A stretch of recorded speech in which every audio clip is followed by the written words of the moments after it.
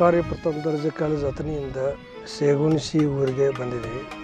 ಸೇಗುಣಸಿ ಊರಿನ ಕಾಕಾ ಸಾಹೇಬ್ ಪಾಟೀಲ್ ಇವರ ಮನೆಯ ಹತ್ತಿರ ನಾವು ಬಂದ ಉದ್ದೇಶ ಕಿತ್ತೂರು ಸಂಸ್ಥಾನದ ರಾಣಿ ಜಾನಕಿಬಾಯಿ ಬಗ್ಗೆ ಒಂದು ಮನೆತನದ ಒಂದು ಮಾಹಿತಿಯನ್ನು ಕಲೆ ಹಾಕಲಿಕ್ಕೆ ಬಂದಿದ್ದೀವಿ.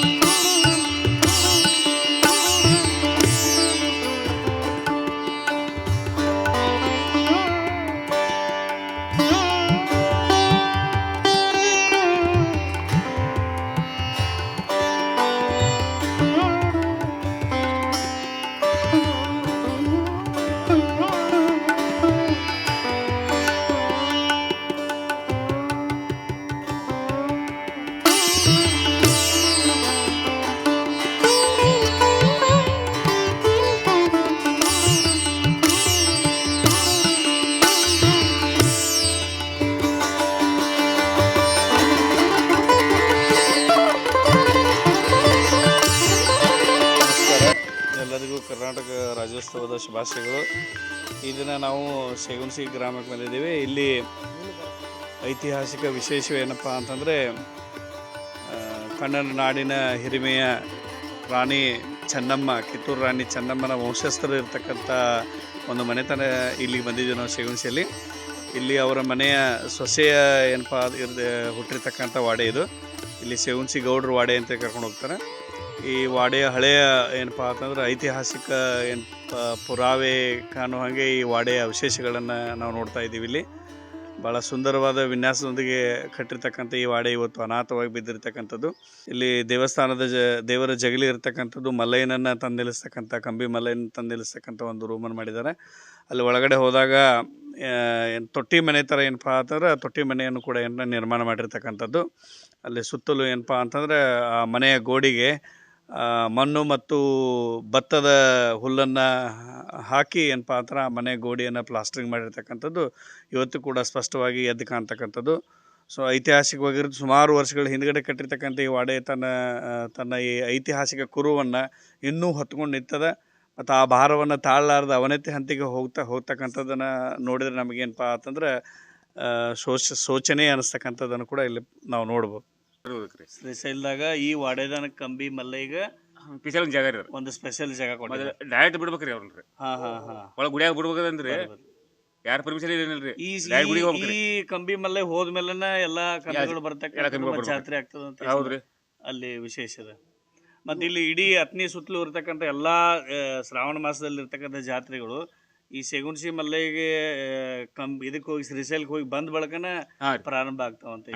ಬಂದ ಎಲ್ಲ ರೀ, ಅಲ್ಲಿ ತಕ್ಕ ಎಲ್ಲ ಬಂದನ ಐದಿ ಸಗೋತಕ್ರಿ. ನಮ್ಮೂರಾಗ ಯಾವ ಕಾರ್ಯಕ್ರಮ ಎಲ್ಲ ಬಂದ್ರಿ. ಇದೇನ್ರಿ ಕಿತ್ತೂರು ರಾಣಿ ಚೆನ್ನಮ್ಮನ ಸೊಸಿ ತವ್ರ ಮನೆ ಏನ್ರಿ ಅದು? ಮೊದಲ ಅಕ್ಕಿ ಇಲ್ಲೇ ಹುಟ್ಟಿದಕಿನ ಇಲ್ಲಿ ಹೆಣ್ಮಗಳನ್ನ ಕಿತ್ತೂರು 400 ವರ್ಷ ಹಿಂದಿಂದ ಐತಿರ್ಲಿ ರೀ. ಇದು ಅಂದಿನಿಂದ ಇನ್ನಿ ತಕ ಬಂದಲ್ರಿ, ಚಾಲೂ ಐತ್ರಿ. ಇನ್ನಾದ್ರೂ ನಂದಾದೀಪ ಕಾಯಂ ಐತ್ರಿ. ಎಲ್ಲಿತ್ರ ನಂದಾದೀಪ? ಒಳಗೈತ್ರಿ, ಕಾಯಂ ಉರಿತಿರದ. 400 ವರ್ಷ ಹಿಂದಿಂದ ಇತಿಹಾಸದಿಂದನು ನಂದಾದೀಪ ಹಂಗ ಅಂದ್ರೇನ್ರಿ ನಿರಂತರವಾಗಿನ ಐತದ. ನಿರಂತರವಾಗಿರಿ ಅಲ್ಲಿಂದ ಉಳ್ಸ್ಕೊಂಡ್ ಬಂದಿರಿ, ಉಳ್ಸೋದ್ ಬಂದಾರ್ರಿ. ಗೌಡ್ರ ಅಂತಾರ ರೀ, ಏನಿ ಕೊಡ್ತಾರ ಅವ್ರು. ಈ ವಾಡೆಗೌಡ್ರ ನಿರಂತರ ಅದಕ್ಕೆ ಏನಪ್ಪಾ ಅಂದ್ರೆ ಎಣ್ಣೆ.